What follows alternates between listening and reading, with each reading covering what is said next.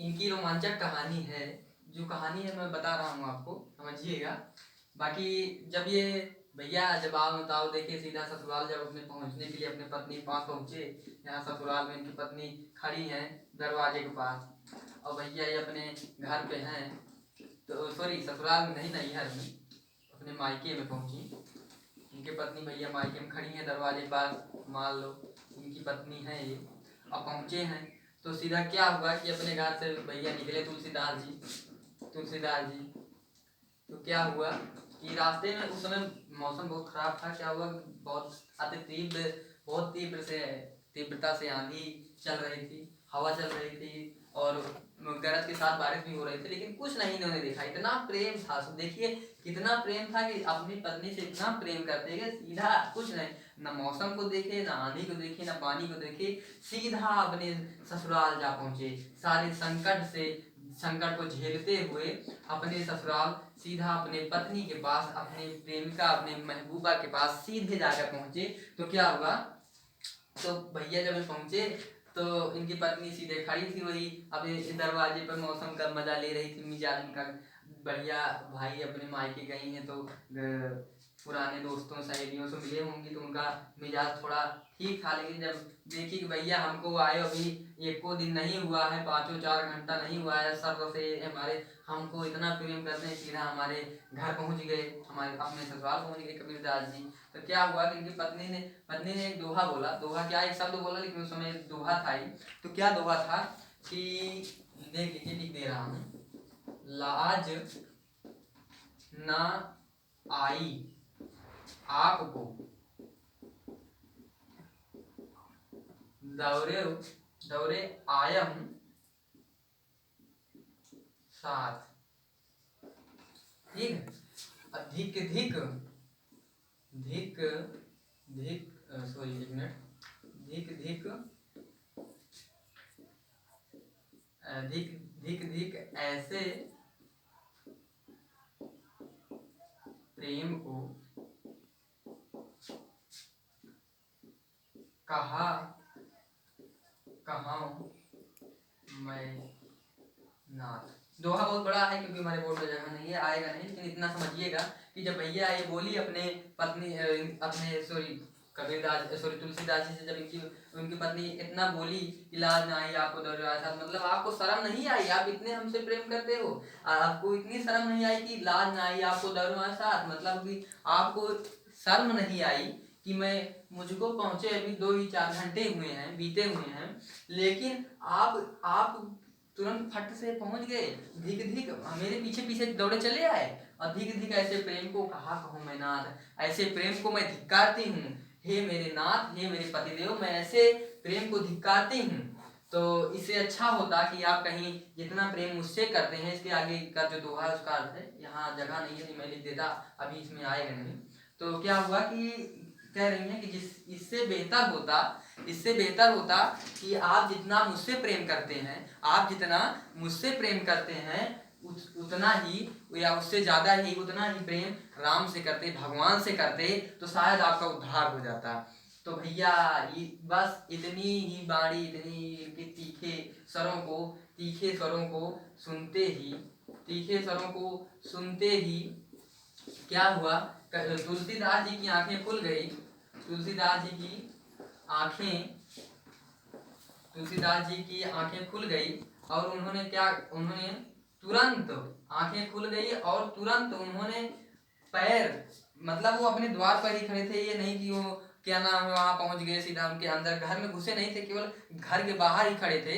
तो क्या हुआ कि उन बस इतना शब्द बोले कि हे हे मेरे पतिदेव, हे मेरे नाथ, आपको शर्म नहीं आई कि मुझे 2-4 घंटे हुए, मुझे कुछ क्षण ही हुए हैं अपने मायके आए, अब आप मुझसे इतना अगाध प्रेम करते हैं कि बस कुछ देखे नहीं तुरंत सीधे आप मेरे पास आ गए। अगर आप इतना ही प्रेम भगवान से करते, इतनी श्रद्धा भगवान को रखते, तो शायद आपका उद्धार हो जाता, शायद आप भगवान आपको अपने चरणों में जगह दे देते, आप स्वर्ग के वो अधिपत्य हो जाते, स्वर्ग में भगवान की सेवा करते होते, आपको भगवान अपने चरणों में जगह दे देते।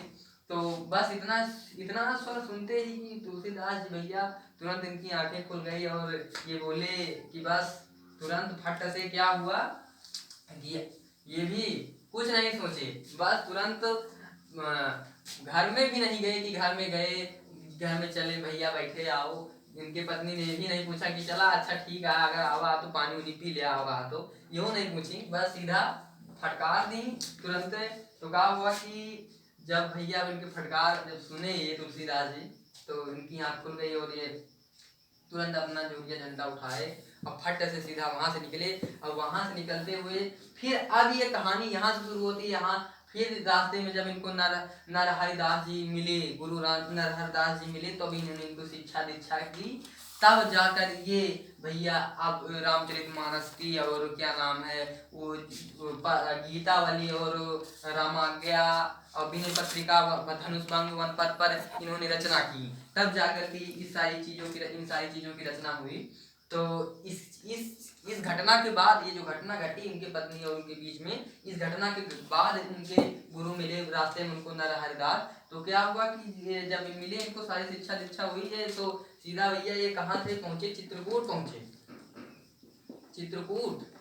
चित्रकूट पहुंचे, लेकिन चित्रकूट पहुंचे फिर उसके बाद क्या हुआ, ये अभी इनको स्थगित कीजिए। तुलसीदास जी मान लीजिए चित्रकूट पहुंच गए हैं और नरहरिदास इनके जो गुरु हैं इनसे इनकी भेंट मुलाकात हो गई है, नमस्ते प्रणाम सब कुछ हो गया है। तो इनको भी साइलेंट होल्ड पर रखिए। अब यहाँ देखते हैं कि जो इनके भैया तुलसीदास जी के ससुराल में क्या हो रहा है। जब भैया पहुंचे इनके क्या नाम है, इनके भैया सास ससुर है, मतलब इनकी तुलसीदास जी के जो पत्नी थी उनके मम्मी पापा पहुंचे, उनके भैया आए तो पूछे कि क्या हुआ भैया, दामाद जी आए थे? तो उन्होंने कहा हाँ आए तो थे, लेकिन मैंने ऐसे ऐसे करके भगा दिया उनको। तो भैया उनके मम्मी पापा गुस्सा आ गए। उनके क्या नाम है रत्नावली, मतलब तुलसीदास की पत्नी, मतलब तुलसीदास के सास ससुर सबने गुस्सा आ गए थे। चला ठीक है आवा है तो आवा है, तू कहीं भगाए दू। तो लेकिन नहीं हुआ। तो क्या हुआ कि क्या नाम है, तो ये लोग भैया लालटेन लेके ढूंढने लगे। शाम हो गई थी, तो उस समय तो हमारे यहाँ 11,000 लाइन थी नहीं कि हर घर में स्ट्रीट लाइट लगी है, लाइट बिजली विद्युत की व्यवस्था है। तो भैया लालटेन लेके सब लोग मसाल लेके सब लोग घूमने लगे। जीजा जीजा जीजा, मतलब जो भी जिसके लगते थे उनके भाई बहन तो जीजा ही लगेंगे, तो सब ढूंढने लगे। तो क्या हुआ कि जब ढूंढने लगे तो इनको मिले ही नहीं। तो भैया अब इनको साइलेंट पर रखिए, होल्ड पर रखिए। अभी इधर आते हैं। तो क्या हुआ कि जब ये चित्रकूट में थे, तो भैया इनके जब श्री नरहरिदास ने इनको शिक्षा दीक्षा दी, इन्होंने से बहुत बड़े विद्वान हो गए, धर्मात्मा हो गए। ऐसे ही नहीं, ये सारी कहानी इनके साथ जो घटना घटित हुई मैं आपको बता दे रहा हूँ विस्तार पूर्वक। समझे रहेंगे तो जरूरी नहीं है कि इन सब चीज़ों को मैं जो बताया सन वर्ष दिन महीना साल और उनके मम्मी पापा का नाम सारा याद रखें। अगर कहानी तरफ से आप पढ़ रहे हैं, कॉन्सेप्ट को समझे हैं, तो बाकायदे इसमें कुछ है नहीं, एकदम हलवा है। तो देखिए क्या हुआ कि भैया चित्रकूट में जब इनका एकदम विद्वान हो गए, सारी रचना उचना की, तो भैया सब आप पहुँचे इनके पास। भैया बाबा हैं बहुत तगड़े बाबा हैं, अच्छे बाबा हैं। तो सब भैया इनकी पूजा वूजा करने लगे, इनको मानने लगे। इन्होंने अपना प्रवचन भी शुरू कर दिया। तो कुछ लोग चित्रकूट पे इनका प्रवचन भी सुनने आए। तो भैया इनका जो प्रवचन था, तुलसीदास जी का जो प्रवचन था, इतना फैल गया कि इनके ससुराल में जा करके इनके सास ससुर और इनके पत्नी के कानों में पड़ा। तो जब भैया इनके पत्नी के कानों में पड़ा कि एक बाबा है बहुत बढ़िया, इतने अच्छे बाबा हैं, इतने इतने सभ्य बाबा हैं, इतने अच्छा प्रवचन सुना रहे हैं, हमें अच्छाई की ओर ले जा रहे हैं। तो क्या हुआ कि भैया इनकी पत्नी चल के देखे, तो इनकी पत्नी को शक हुआ कि हो सकता है मैंने ये शब्द बोल दिया है, इनको बोल दिया है, हो सकता है वही हूँ, हमारे हमारे पति देव हूँ, हमारे नाथ ही हूँ। तो क्या हुआ कि सब से पहुँचे इनके पास, इनकी पत्नी जो थी इनके पास पहुँची। तो क्या हुआ कि भैया पंचदेव देव जानते तो पहले से ही थे, चेहरा तो वही था, पहचान लिए भैया। तो तुलसीदास जी को बोले कि हे नाथ, मैं आपके चरणों में गिरकर आपसे माफ़ी मांगती हूँ, आप घर चलिए। तो उन्होंने कहा कि हे क्या नाम है प्रिय, मैं आप तुम्हारा तुलसी नहीं हूँ, मैं अब तुलसीदास हो गया हूँ, तुलसीदास हो गया हूँ। अब मैं तुम्हारा तुलसी नहीं रहा। वो पुराने तुलसी को भूल जाओ, ये नया तुलसी ने जन्म दिया है, वहीं से इनका नाम तुलसीदास पड़ गया। ठीक है। तो भैया क्या नाम है इनका नाम तुलसीदास पड़ गया। फिर उसके बाद ये आए नहीं, आए नहीं, अपनी पत्नी के साथ लाखों लाख वंदना की, चरौरी की इनकी पत्नी, लेकिन इनके साथ आए नहीं और वहीं पर भैया रहने लगे। और सारी रचनाएं की अपने गुरु के संरक्षण में, श्री नरेंद्र हरिदास के संरक्षण में सारी रचनाएं की, उनको संपादित किया। और उसके बाद फिर भैया ये अपनी यात्रा पर निकल चुके, काशी पहुंच गए। काशी पहुंच गए, उसके बाद जब काशी पहुंच गए, काशी में भी इन्होंने काशी के लोगों को बहुत सद्भावनाएं दी, काशी के लोगों को भी अच्छे अच्छे अपने विचारों से अवगत कराया, अच्छे वाणियों से, अपने मन से इनको काशी के लोगों को भी प्रभावित किया, भाव विभूत की। तो काशी के लोग भी धीरे धीरे इनसे अतिलग्न हो गए, इनसे लगाव होने लगा। उसके बाद फिर क्या हुआ कि सन 1623 ईस्वी में, 1623 ईस्वी था, और उसी दिन ये इनकी मृत्यु हो गई। बस जब मृत्यु हो गई तो सारा चैप्टर क्लोज, और सारी रचनाएं इनका जो था अब हम पढ़ते जा रहे हैं सारी इनका। तो आई होप, मैं समझता हूँ कि आप सभी को वीडियो अगर पसंद आया हो तो चैनल को सब्सक्राइब, लाइक, शेयर जरूर करें। धन्यवाद।